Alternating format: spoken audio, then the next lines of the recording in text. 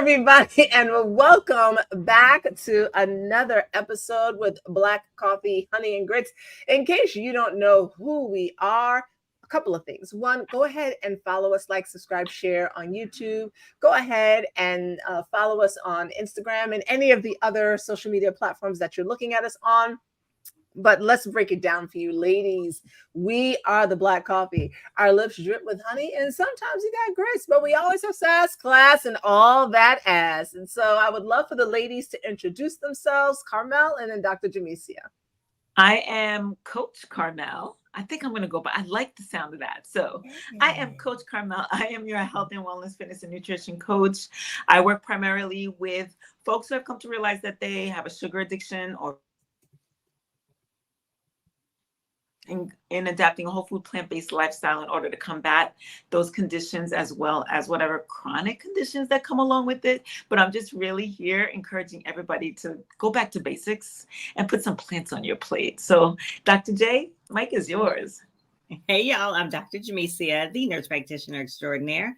I'm also your intermittent fasting and mindset coach, YouTube influencer, speaker, all the things. Welcome y'all. I'm excited about today.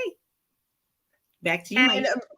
Yeah, sure. Thank you. And my name is Maisha, also known online as Devi Maisha. And I basically work with Black women, mostly Gen X women who have found that their sex life is lacking. And we work together to take it from there to extremely hot and just exciting. We'll just leave it there for the moment. And this topic came to my mind. I know today is Wet Wednesdays, and well, for me, and I like to talk about things that are arousing. But what I have come to find out about myself, and I'm able to admit, is that success and money arouse me.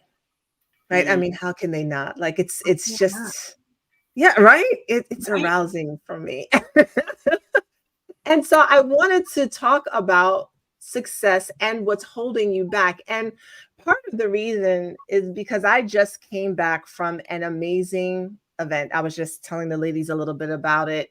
I just came back from an amazing event. My business coach, Dr. Avis, held an in-person event at the MGM Grand at the National Harbor in Maryland. And for me, it was my first time being in a room filled with Black women who were successful entrepreneurs, millionaires, multimillionaires, and the way they poured in to us, the women who were there, and the one really brave man who came down himself. Shout out to Alan. Hey, and the experiences that we got to have. I was part of the VIP cruise, so the yacht excursion that we went on down the Potomac, and then there was an all Black a reception for everyone on Friday night where we just had the most delicious food that was served to us. And the whole experience was one of luxury and just up leveling oneself, because as the Dr. Avis will tell you, she's like, you deserve nice things, sis. Right? You deserve nice things. We are the descendants of those who gave their labor and literal labor for this country to build it up, and the Caribbean, the islands as well. You know, we provided the literal, the folks that they traded, that they sold. And so we deserve everything that we can possibly have. And as I was going through this weekend, and lots of crying on Sunday I did when one of the speakers really talked about the obstacles that you overcome in life and the things that you go through in life. It gave me pause to think about my success and also my lack of success, and where the disconnect had been in my life. I swear to you, I feel like I grew up like 15 years over the course of those 5 days, and really thinking about what has actually been holding me back, what has been sabotaging me. I could name all of the isms. Those aren't going anywhere anytime soon. So in spite of all of that, why have I not been at the place where I really want to be? And so I wanted to have that conversation tonight. And I wanted to have the conversation with my ladies here, and also for you to consider what has really been holding you back. When you stop blaming others, when you stop saying, well, my parents didn't give me, or I didn't have, or these opportunities did not exist for me, when you remove all of that and it's just you by yourself in a room and you're the only person left to ask, whatever success means for you, because it's different for all of us, what is it that may have be holding you back still? And we're also going to talk about how to overcome it. How have we overcome those moments or those times, and how have we continued to pursue success in spite of the obstacles that might have been in our way? So ladies, I hope that makes sense to you. And if you can think about times when there you have not been as successful as you would like to be, or what did hold you back when you weren't as successful as you'd like to be, and how did you overcome that to be at the space that you're in? And I have my own answers too. Repeat the question. Yeah. So when you think about your own success, if and when there were times when you were not as successful as you wanted to be, what do you feel was holding you back, and how did you overcome that?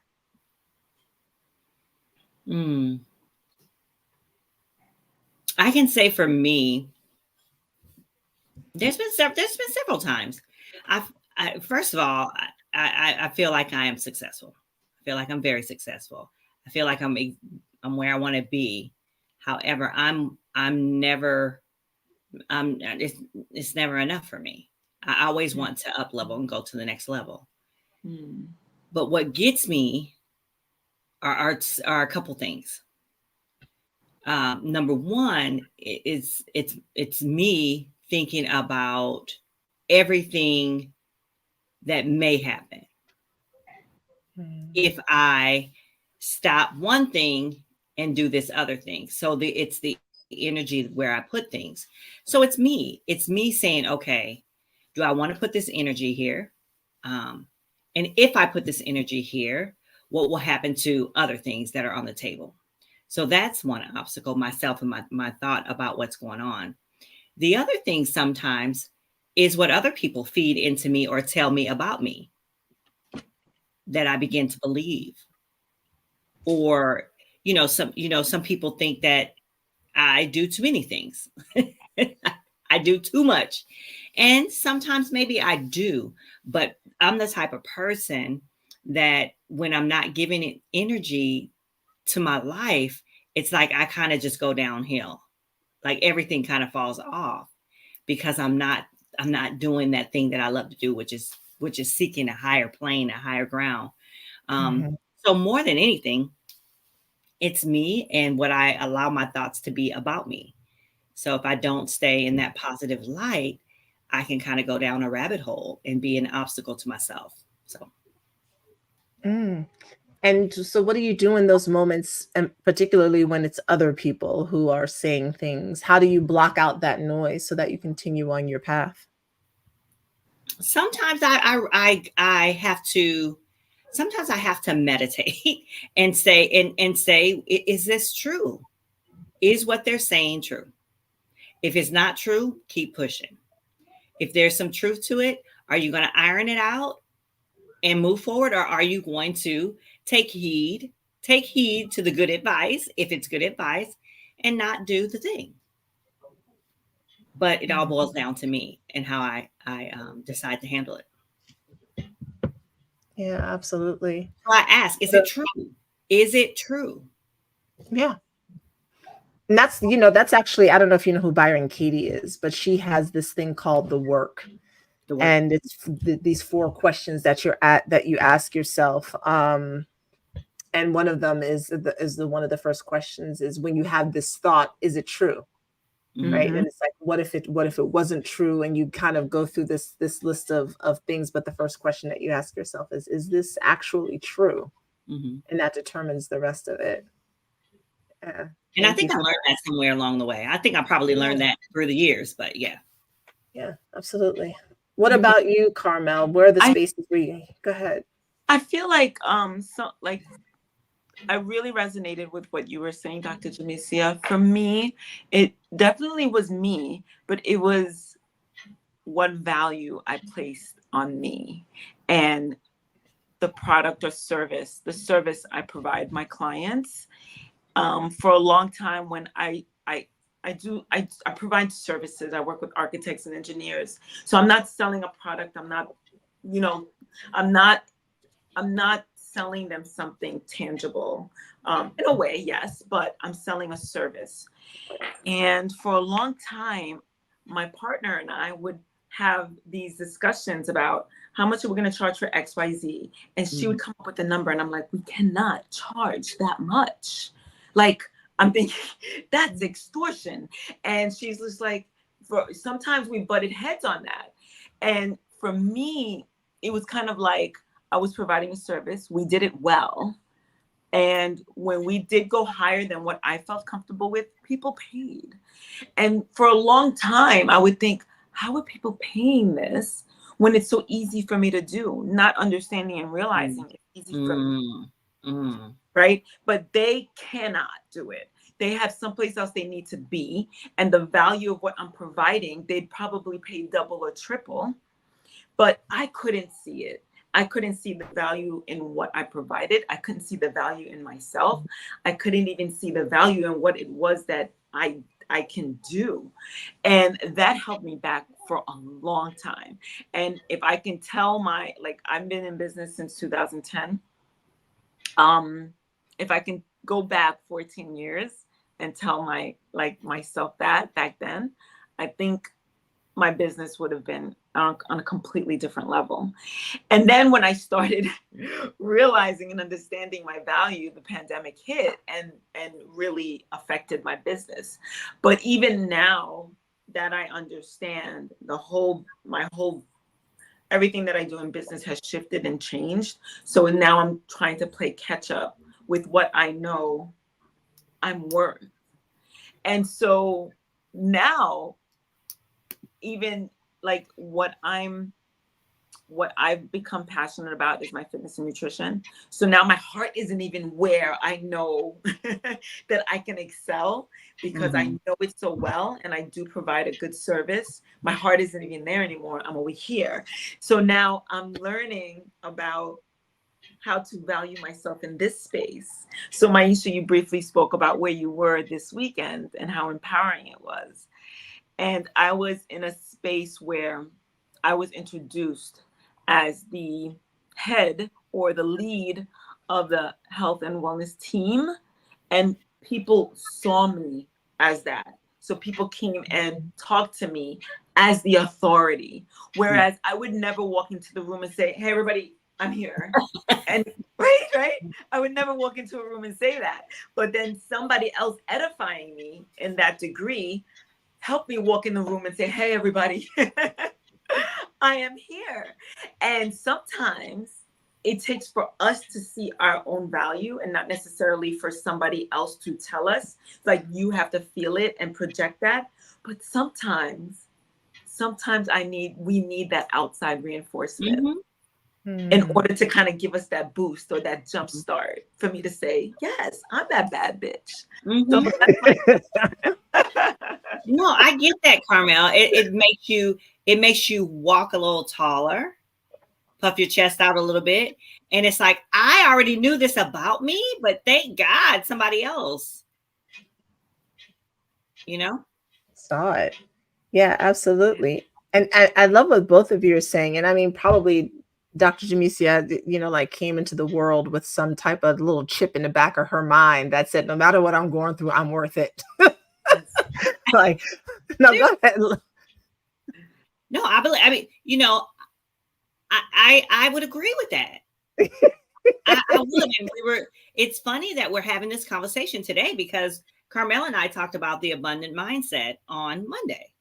Yes. And there's power in that. There's power in believing that, hey, this is it. I am her and she is me, baby. Yes. Yes, absolutely. Hold on. Who's this? Hey, Nicole. Seeing all these younger women in their BBL bodies affects my self-worth at 51. How do I compete? Before I get You, into it, let's help Nicole out. you don't. We're not competing. Nope. We're not doing that.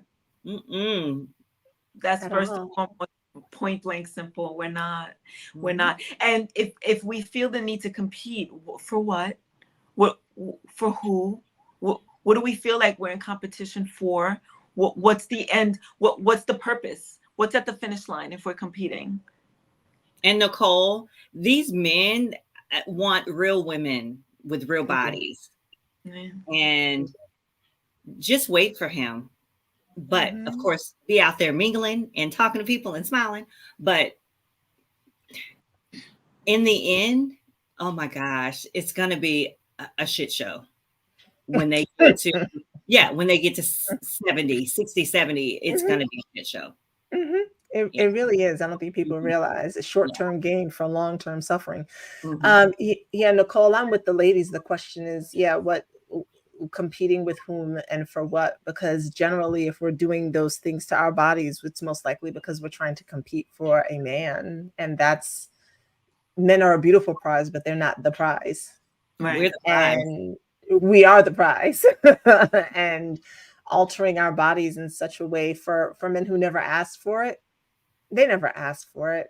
Mm-mm. We've been convinced that they've asked for it, and certainly no grown man is interested in that. No grown up man desires that. You, Oh wow. and honestly, we're the archetype. We are the ones who we first of all, we're competing with our damn selves. It's like, okay, we got the booties, we got the breasts, we got the bodies, and then they wanted the booties, the breasts, and the bodies and the lips. Right. And now all of a sudden we got to get more booties, breast, body, and lips because we were the original with the booty, body, the lips, all that. So we're just overdoing it. And the BBLs, hey, if you have one, more power to you. But just know you don't. Men are not looking for you to have that. Now that's a world that we look at on social media and rappers and millionaires and all this and all that. That's not real. That's not real life. But if you want to enhance your body, it's okay too. Just be safe. That's all. And And let know it be for and know you. who and what you're doing it for. Yeah, Yeah. let it be for you. Yeah. Yeah. Happy for you. Pam, so happy to see you here. Thank you so much. I needed this chat today. I'm a retired nurse that just sent my resume 15 minutes ago and found you affirming what I'm thinking today. All So right. happy to have you here, Pam. Yeah, we got a good crew today. Thank you. So I love what both of you have said, and for me, I found, and then I was having this conversation with two of my children today about choices and what has held me back from my success, and then I had to be honest with myself. Initially, what held me back from my success was the fact that I had to put in a lot of work, Mhm. and I was raised as such a golden child, and things came so easy to me academically and in other places that when I actually then had to put in work, Mhm. I was like, oh, this must not be for me. Mhm. Mhm. This must not be for me. No, I get A's, but I don't study. This is clearly no. I don't know what this is, but it's not for me. And I didn't understand and recognize the value of putting in that kind of work just because I never had to. Mhm. So that there was that part. Then I didn't want to be responsible. I just didn't. Mhm. I had people, you would swear that I had grown up in some affluent home. Absolutely not. With everything handed to me to some extent in some ways. But I didn't want to be responsible. So when I was put in a position to now have to be responsible for my success, which meant me having to work for it, I was like, oh, this must not be for me. No, no. And then unfortunately I found myself in an abusive relationship, which literally took my brain and turned it inside out and twisted it five different ways to the point where I couldn't tell what was real and what wasn't. And my self-esteem was brought down so low that now it's I don't deserve success. Mm. It's Mhm. not for me. I'm so stupid. I made all of these mistakes, that kind of thing. So I had to spend years excavating myself from first working backwards from the toxicity of the marriage, then this idea of being responsible, then having to put in hard work, and then after that was the fear that people probably generally face when it comes to being successful, right? Because the average person faces fear when they're looking for greater success, and when they're looking for greater success in a relationship, in a job, in a career, whatever. I hadn't even gotten to that point yet because I was busy dealing with the other things. So then it was the fear. What if I fail? Then it was reframing failure, and what did that look like? What does that mean for me? And it has been such a journey to getting to the space of understanding who I am, what I want, this idea of who I thought I was. Also, the idea of, well, if I'm successful, does it mean I'm still Black? Like, am I leaving my people in the hood behind if I have all of this over here and they don't have anything because I got to be in the trenches with them? There were all of these things that I was taught around what it meant to be successful, especially monetarily, especially with wealth, and a lot of stories around what money was, and greed, and selfishness, that even if I was working towards it, I would stop myself. Working towards it, I would stop myself because it wasn't safe to have all of that. Right. So these are the things that I've had to work through in order to get to the space where I am now. And I'll tell a little bit about how I overcame it in a second. Hey, Raider Steeler fan. The main thing that can stop me is words. Words can be powerful, that can convert into belief systems that I didn't ask for. Absolutely. And I've experienced that myself.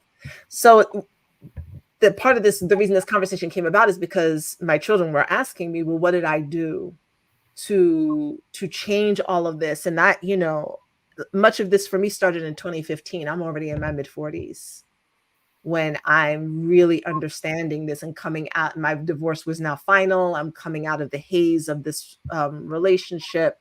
And it was a combination of things. For me, it was the fear that was trapped inside of my body, working through that. For me, it was at the same time working on beliefs that I had. And literally to this day, I told them I listen to things overnight. I listen to subliminal messaging every single night, as often as I can when I fall asleep, because my default system will have me collapse. And so I have to be vigilant with that. It's almost like an alcoholic. Consistency. Yeah. It's like, but there's a like, so when you have an addiction, there's a default that you're going against, right? And it's easy to go into the default. You have to make a choice every single day. Every single day, I have to make a choice not to fall back into that way of thinking, because it is the easiest thing in the world for me to do. Right.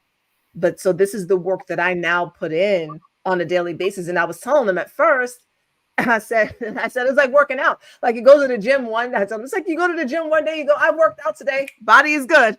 And I was that person. Like, all right, I did a manifestation thing, whatever, and go. And it was like, no, you have to do this every single day. And I think that's where people get caught up, right? It's kind of like we're told to set goals, and goals, oh my goodness, goals and planning and moving towards something is extremely beneficial and quite crucial. However, what happens when you reach that goal, right? What happens when, are you like, oh, okay, I'm done with life? No. And I always try to set myself up for another goal, whatever it is, whether it's fitness, whether it's something in nutrition, whether it's something my business. It's kind of like, now that I reached there, and no matter what I had to go through to ignite the belief in me that I can even get there. Like, I've set that down, I've laid that down, and I'm that strong. Let's see if I can make myself a little bit stronger, right? You don't reach your goals and say, all right, like, I can lie down and just don't do anything for the rest of my life. It does take work, it takes intention. And sometimes it's harder than we would like it to be. But the reward is so amazing when we can just like build ourselves up in that way, create that muscle, know that we have this perseverance.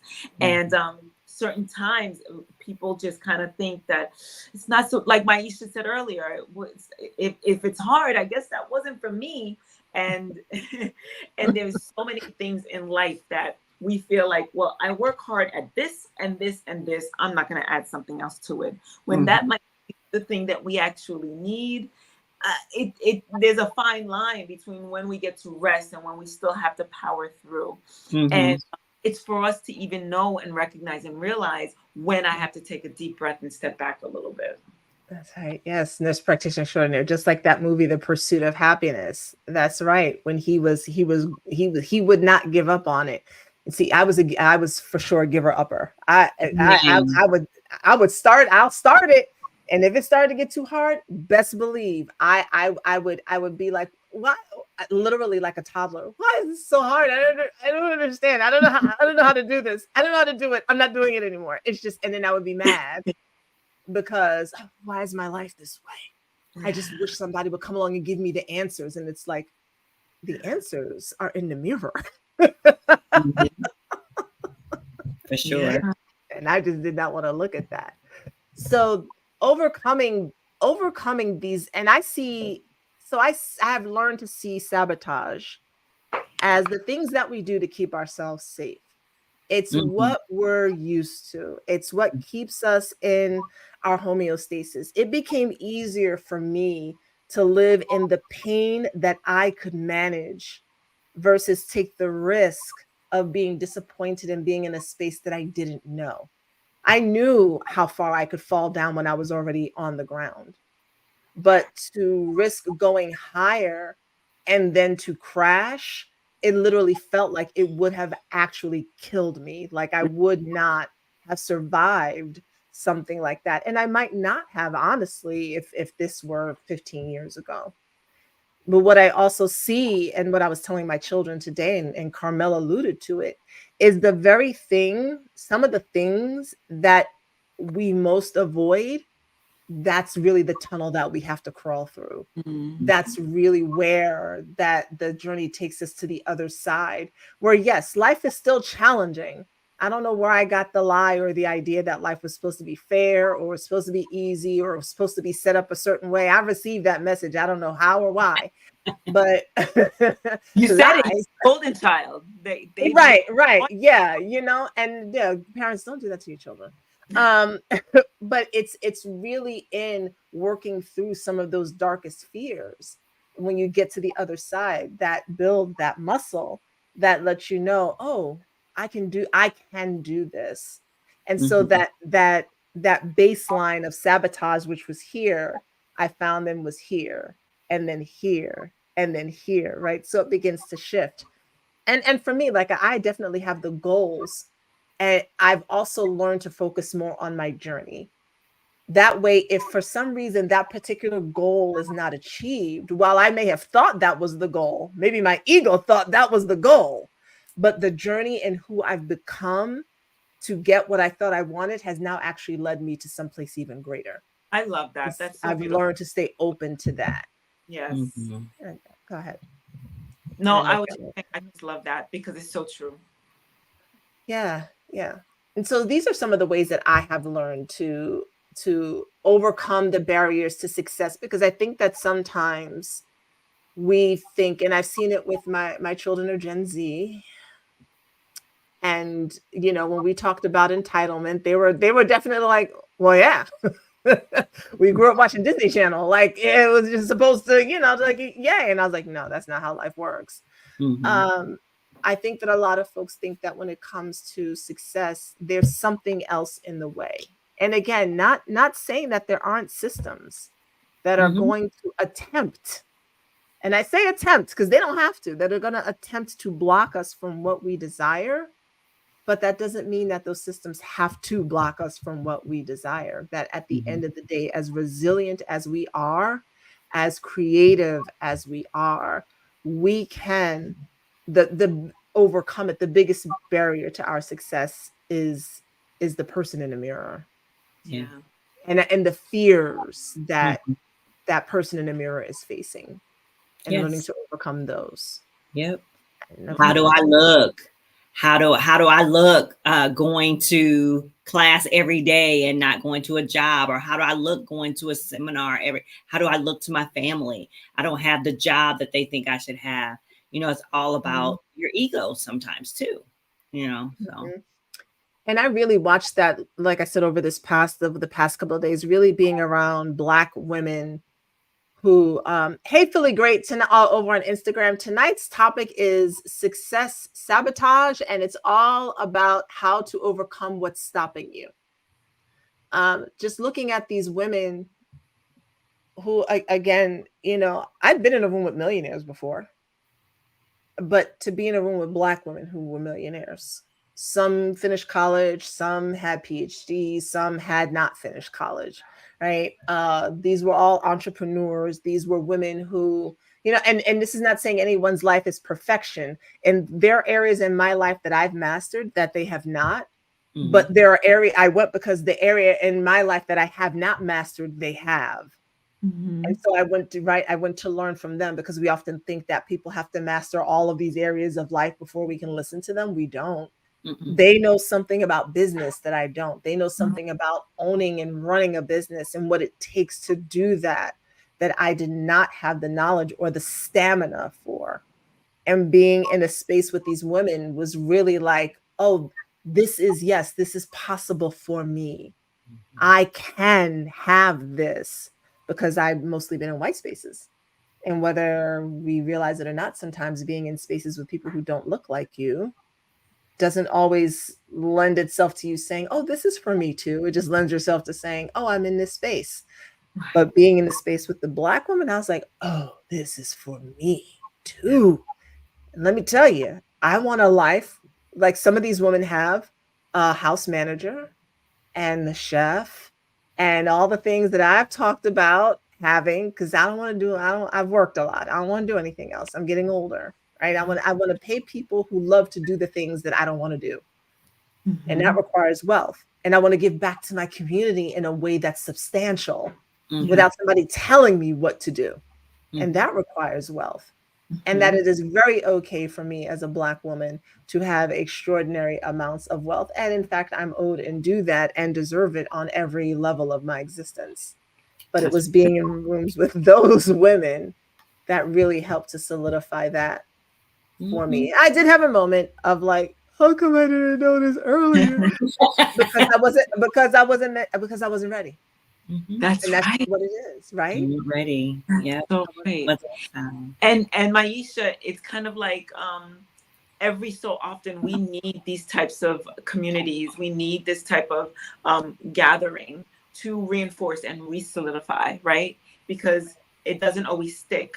We are in a space for a concentrated amount of time, receiving so much value from so many other people, and then they say goodbye, enjoy the rest of your life, and then you find yourself in negativity and shame and lack and questioning yourself and vulnerability. And every once in a while, we just got to get back into that atmosphere, Mhm. back into that group, back into that community to recharge ourselves and try it again. So that part is important as well. And to that point, I have been in a variety of communities before. I've been there and been on the outskirts of them, and but I did not. I was in the communities, but I didn't necessarily understand the value Mm. of the communities. And now I understand the value of the communities. When I was in Mocha Moms, when my kids were little, it was just I was in Mocha Moms. I was with these other moms, but I didn't understand at the time that being in community with other Black stay-at-home mothers helped me to reinforce the idea that it was okay for me to be a Black stay-at-home mom. I Mhm. was just like, I'm just with these women. Being in this community that I'm in with the largely mostly women and few men who are looking to build businesses reinforces these ideas that I've learned here and that I will continue to take with me while I'm on this journey. Mhm. And I think that that's one of the things that even we as Black Coffee, Honey, and Grits have that we are looking to work on together is creating community, because when you're in community with like-minded individuals, it makes life a little bit easier, Mm-hmm. right, to be in. And so to that end, we want to welcome you into our Facebook community, which if you go to our website, blackcoffeehoneyandgrits.com, you can join our community for just $7 a month, where you can commune with other women and the brave men who are in there, and get us as your teachers and guides, where we each come in once a week and we teach on a topic that is near and dear to us. You also get to know about events that we're going to have in advance, and other specials and savory things that we'll have for our community, which we affectionately call the honey dips.